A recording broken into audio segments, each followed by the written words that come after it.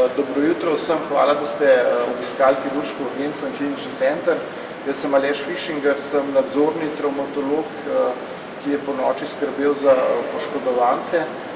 V zadnjih 24 urah smo v urgentnem kirurškem bloku skrbeli 181 bolnikov v 24 urah, 3 od tega smo oživljali.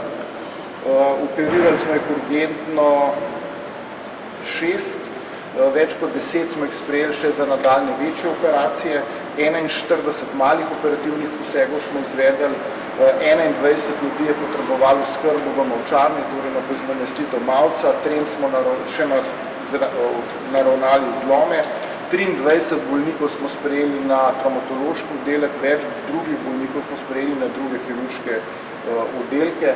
Taka je bila naša noč, taka kot so vse naše noči, približno 200 poškodovancev delamo vsako noč na kirurški urgenci v kliničnem centru v Ljubljani. Zakaj ste že oživljali, kaj je bil največji oziroma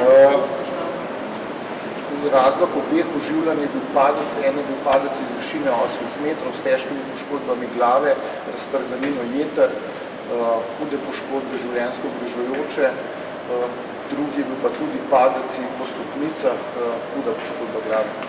Kako pa ste bil pri tehničnih poškodbami, pa recimo alkohol, pa te zadeve? Ja, alkohol je bilo kar nekaj, pirotehničnih poškodb, vsaj hujših, po včeraj, hvala Bogu, nismo zabeležili.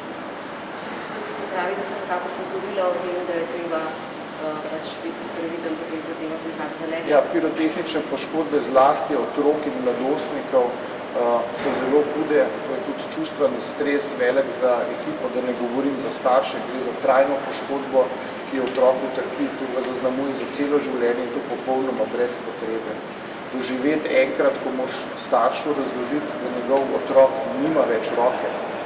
To je nekaj, kar spremlja celo profesionalno kariero, bolnika spremlja pa tudi celo življenje.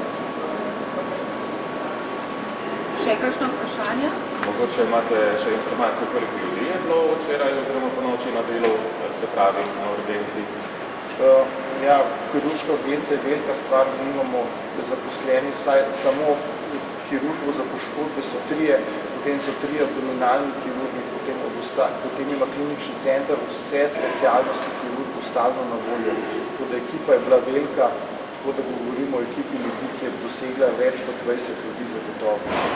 Samo govorimo o zdravniškem osebju, potem so pa še sestre, ki se zdaj kritično primanjkuje, ampak smo imeli za novo leto lahko normalne ekipe. Kaj pa danes pričakujete, sicer najdaljša noč za nami? Ja, danes bo dan kot vsak drug, tako da tudi danes nas bo obiskalo nekje med 150 do 200 bolnikov, govorim samo za kirurški urgentni blok, dodatno pa bodo bolniki obiskali tudi seveda internistično urgenco, splošno nujno medicinsko pomoč, ginekologijo, urologijo, ortopedijo in vse ostalo oddelke.